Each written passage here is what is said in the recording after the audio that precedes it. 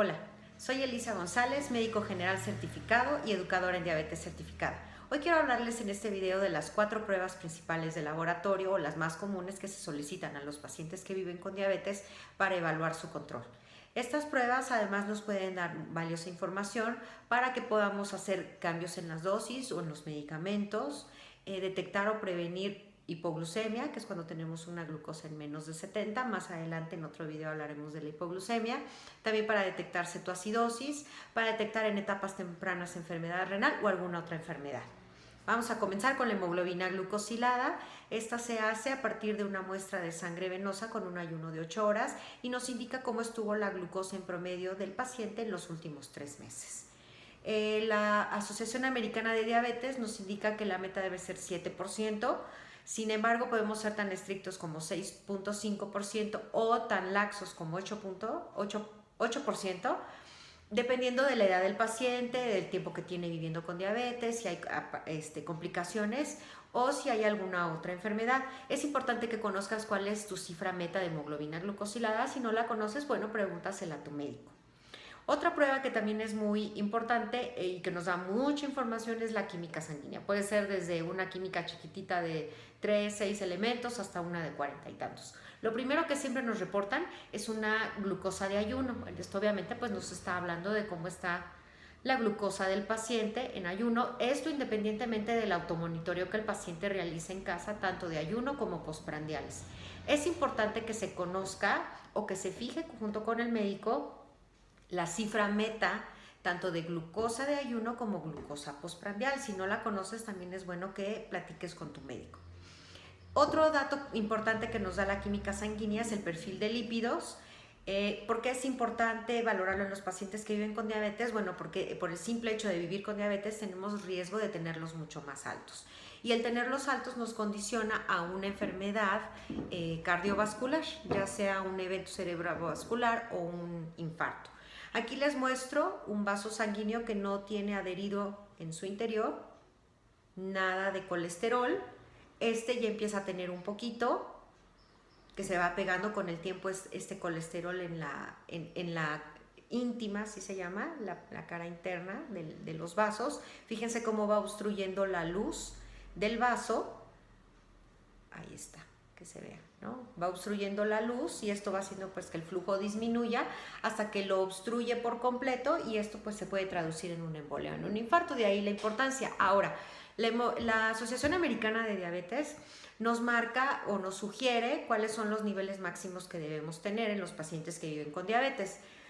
Colesterol total máximo 200, colesterol bueno o HDL como mínimo en hombres 40 miligramos sobre decilitro, en mujeres como mínimo 50, colesterol LDL o malo, que es el que produce estas acumulaciones en los vasos, como máximo debe ser 100 y de triglicéridos debemos de tener como un máximo 150. Entonces, bueno, estos al menos debemos de hacer la prueba una vez al año, es lo que se recomienda, pero bueno, si la hacemos hasta cada 6 meses, también es bueno, sobre todo si hay antecedente de enfermedad cardiovascular. Bueno, ¿qué otra cosa podemos encontrar en la química sanguínea? Pues una creatinina.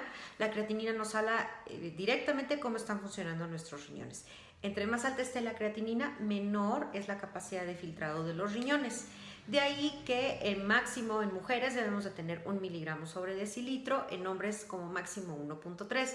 La creatinina además nos sirve para calcular mediante una fórmula la tasa de filtración glomerular, que eso también nos ayuda a estadificar la etapa de la enfermedad renal. Bueno, además en la química sanguínea podemos tener electrolitos, podemos tener perfil hepático y bueno, todas estas pruebas bueno, también nos sirven y nos dan mucha información. Otra prueba que se hace es la biometría hemática. Aquí analizamos 3 líneas celulares, glóbulos rojos o eritrocitos, leucocitos o glóbulos blancos y plaquetas. Bueno, la importancia de cada uno. En la biometría hemática, si encontramos que hay anemia, esto nos puede hablar de que la cantidad o el porcentaje que nos marcan de hemoglobina glucosilada es erróneo. El mismo nombre lo dice, la hemoglobina glucosilada es hemoglobina y la hemoglobina es la que nos dice si hay anemia o no. Entonces, tener cuidado en esta cifra. También los leucocitos, que son nuestras células de defensa, cuando los encontramos elevados, nos puede hablar de que hay una infección. Obviamente hay que buscar dónde y atenderla. ¿Por qué? Porque sabemos que las infecciones hacen que nuestros niveles de glucosa suban y bueno, pues eso no es lo que queremos. Y las plaquetas simplemente son esas células que hacen el coágulo y que nos previenen de sangrados. La última prueba es un examen general de orina. En el examen general de orina no es normal que encontremos glucosa. Si nosotros encontramos glucosa en un EGO, en un examen general de orina, nos habla de que la glucosa en sangre está por arriba de 180 miligramos sobre decilitro y que está alta. Entonces, es algo también en lo que hay que tener cuidado. Ahora, hay medicamentos, hay antidiabéticos orales que nos pueden producir glucosuria, o sea, que haya glucosa en la orina. Entonces también es importante saber qué medicamento es el que está tomando el paciente y también digo que no se asuste el paciente si ve glucosa en orina, pero sus niveles de glucosa están normales cuando está tomando un medicamento de estos. Bueno, pues esa puede ser la causa. ¿Qué otra cosa no debemos encontrar en un examen general de orina? Proteínas. Cuando encontramos proteínas es un foco rojo que se está prendiendo y nos está diciendo aquí el riñón ya empieza a haber daño. Ahora, hay otras circunstancias que pueden hacer que tengamos proteínas en orina. Por ejemplo, un ejercicio vigoroso, que haya deshidratación o que haya infección. Entonces, bueno, siempre hay que estar en contacto con nuestros pacientes, ¿verdad? Y los pacientes con el médico, pues para comentar todas estas situaciones. También podemos encontrar y no se deben de encontrar cetonas en un examen de orina, porque esto de qué nos está hablando.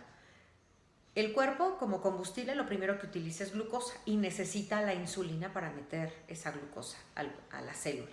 Sin embargo, cuando no hay insulina y no está entrando esa glucosa a la célula, el organismo utiliza los ácidos grasos como fuente de energía. Y el metabolismo de estos ácidos grasos, digamos que el residuo o el desecho, pues son las cetonas. Es muy importante cuando las detectamos. Hay que actuar, hay que bajar los niveles de glucosa, sobre todo en los pacientes con diabetes tipo 1 para evitar una cetoacidosis. ¿Qué otra cosa no debemos encontrar? Albúmina, es una proteína, es normal cuando es menos de 30, hablamos de una microalbuminuria cuando está entre 30 y 299 y una macroalbuminuria cuando es mayor de 300. Cuando encontramos albúmina por arriba de 30, estamos hablando de que ya hay daño renal. Entonces, por eso siempre es bueno estarla monitorizando. Si encontramos sangre, bueno, pues nos puede estar hablando de que hay alguna infección. Y si hay bacterias, si son en poca cantidad es normal, en todas las mucosas hay bacterias. Sin embargo, si está alta, bueno, nos está hablando de que hay una infección urinaria y que hay que atenderla para evitar que nuestros niveles de glucosa suban. Espero que no les haya quedado alguna duda. En caso de que les haya quedado alguna, por favor escríbanlo en los comentarios de este video. Si quieren que hablemos sobre algún otro tema, pues háganmelo saber. Un gusto saludarlos y hasta la próxima.